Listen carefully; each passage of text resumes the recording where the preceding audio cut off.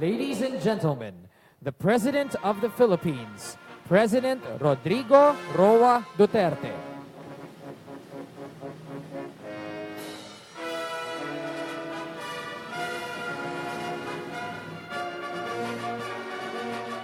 At this point, the President will have a photo opportunity with the ADB Board of Governors, heads of delegation, and the ADB officials.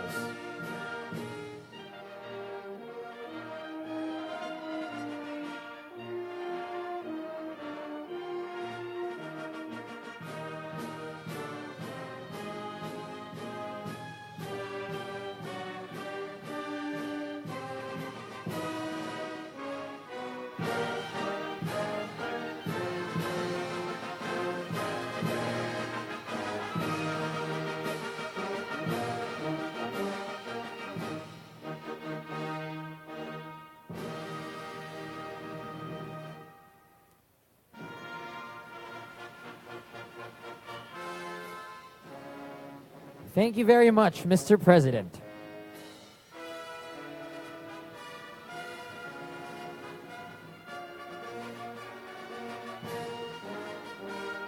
May we request the Asia Development Board of Governors, heads of delegation, and ADB officials to return to their seats.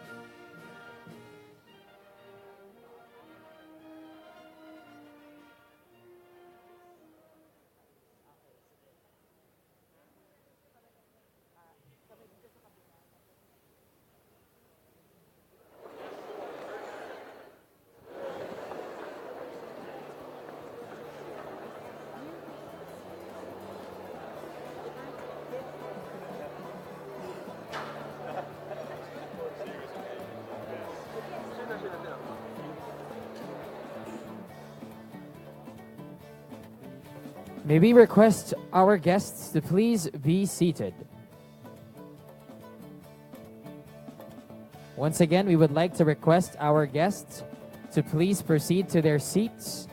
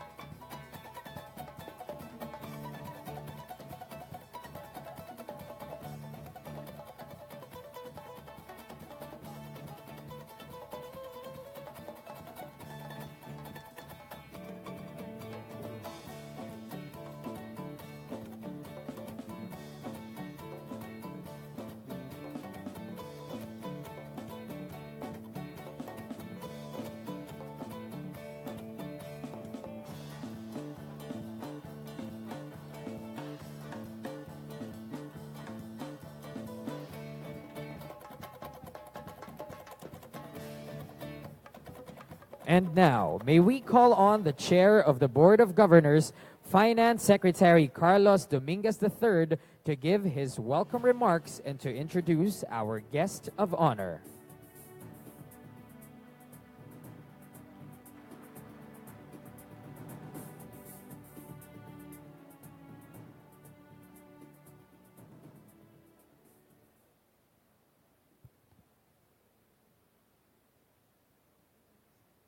President Rodrigo Roa Duterte,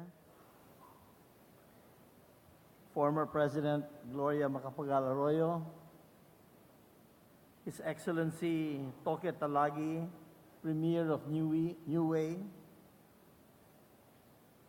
His Excellency Taro Aso, Deputy Prime Minister and Minister of Finance of Japan, His Excellency Dong-Yeon Kim, Deputy Prime Minister and Minister of Strategy and Finance of South Korea, Asian Development Bank President Takehiko Nakao, Finance Ministers and ADB Governors,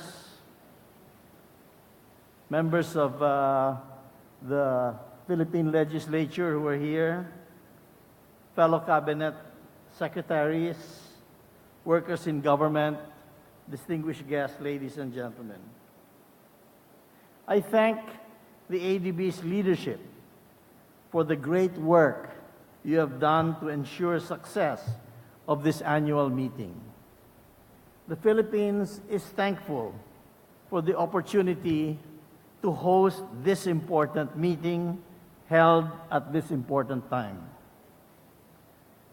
The pace of technological change, the continuing reconfiguration of the Asian economies, and the dramatic political events around us do challenge our institutions. But the passion to happily cope with change, rethink the way we do things, and collectively peer into the future we might not fully grasp yet, keep us hopeful that this great institution, the Asian Development Bank, will be functional and valuable to all its members for decades to come. I hope that you have found the arrangements suitable and the meetings productive. The ADB and our staff at the Department of Finance worked every detail to ensure the comfort and safety of all the delegates. Although we cannot do much about our very hot weather, it is our summer, I trust that you were not too warm. I wish you all an enjoyable stay and a safe journey home. Thank you for coming to this meeting and for honoring us with your presence here this evening. Ladies and gentlemen, it is my honor and privilege to introduce you now to the 16th President of the Republic of the Philippines, Mayor Rodrigo Roa Duterte.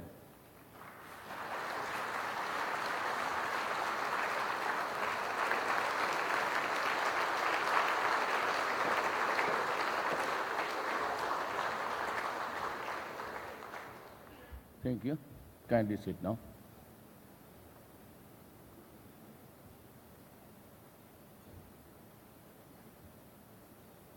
I'd forgo with the acknowledgements. Anyway, Sunny rattled off all the important guys here to be mentioned. I'll save my time with, but maybe I never such a crowd with so much money. Can you lend me more? I'm positive. Not positive of sickness, but positive in terms of economic viability. It is our honor and pleasure to host the 51st annual meeting of the ASEAN Development Bank, or DBP, for brevity. Over the years, the ADB has evolved into a persevering ally and formidable partner of the Philippines as it zigzagged its way towards sustainable and enduring growth and development. The fact that several decades ago, the ADB chose the Philippines as its headquarters in this part of the world continues to inspire and suffuse us with immeasurable pride. Your presence since then is a proof of your faith in the capacity of the Philippines to exercise its financial and economic demons. Your contribution to our country's development is too evident to be ignored, and we cannot thank you enough for that. In part, because of ADB's efforts and assistance through grants and financing, the Asian Pacific region to which the Philippines belongs is fast emerging as home to the most vibrant economies in the world.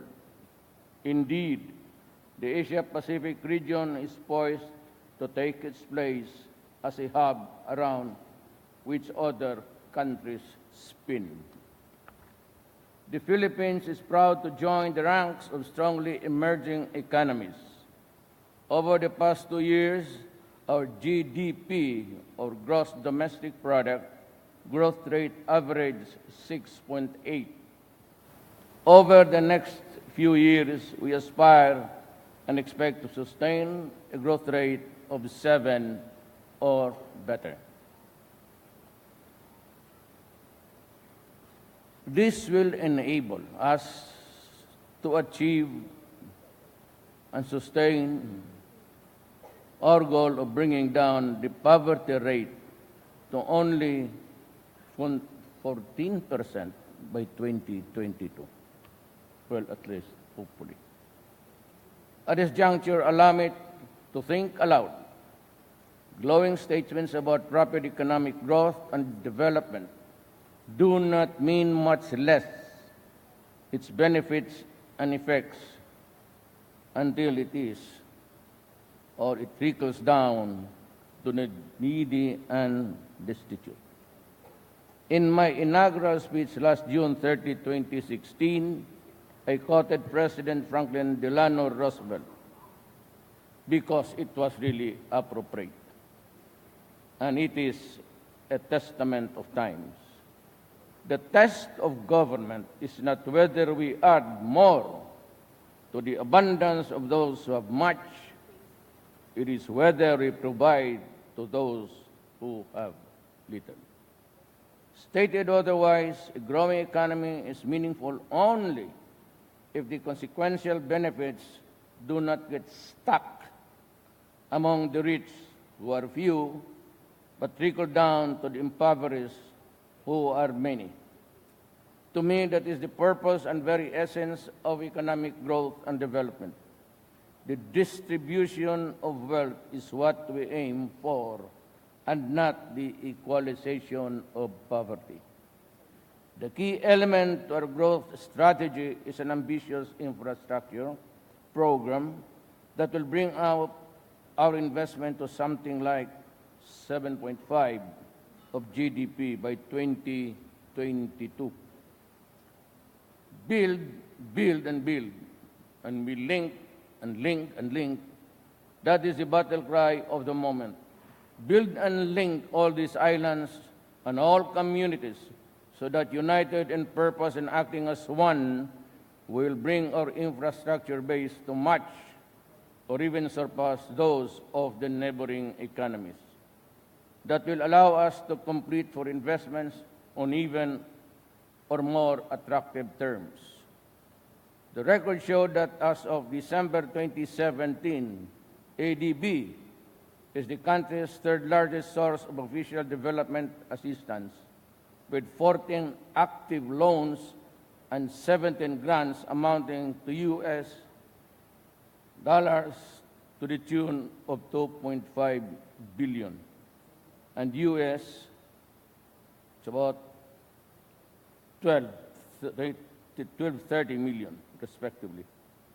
Cumulative assistance to the Philippines has reached 213 public sector loans amounting to US 6.85 billion, public sector loans amounting to 28 grants to 82.6 million.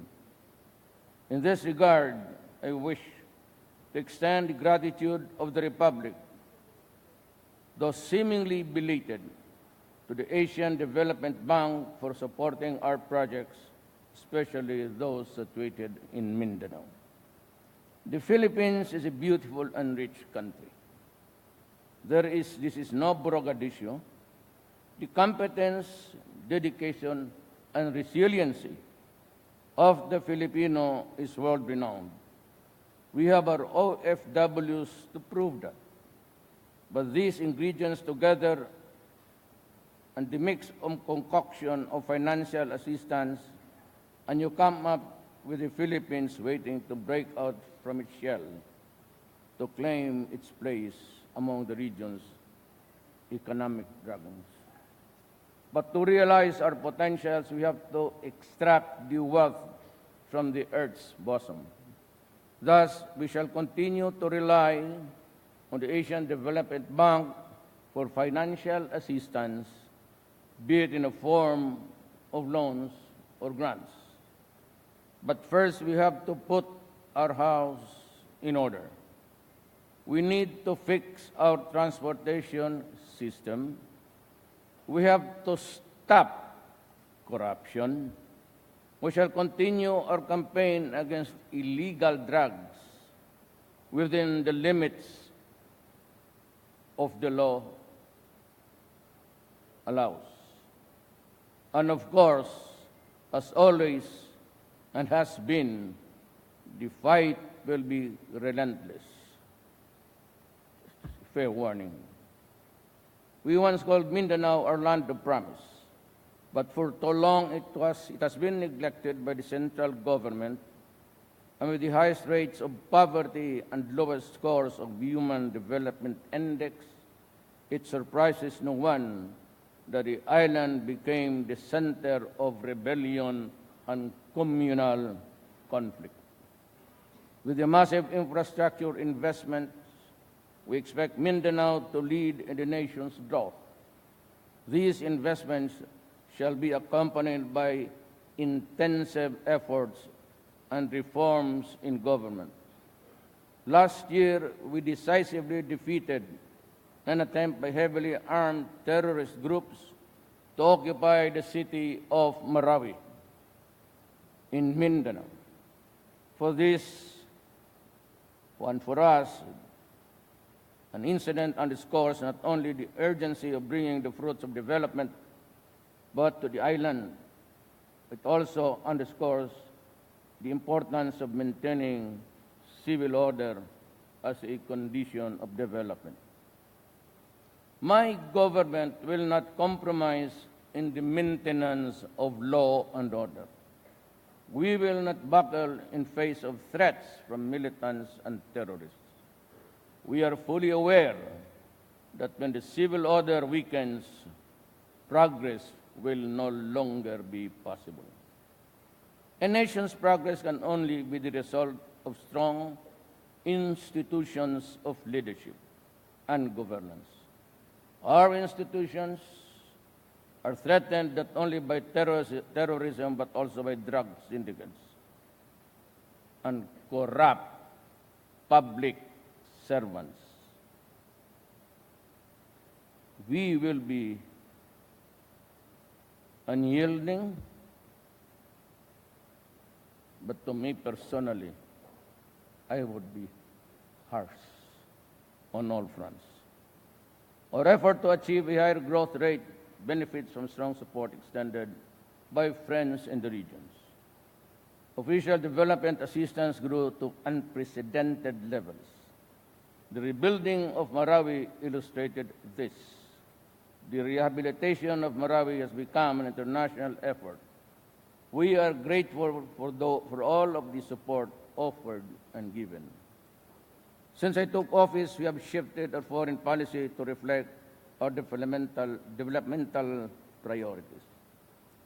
This has borne much of the fruit. The Filipino future is much brighter because of this. Asia's development experience shows us that it is futile to simply mimic the West.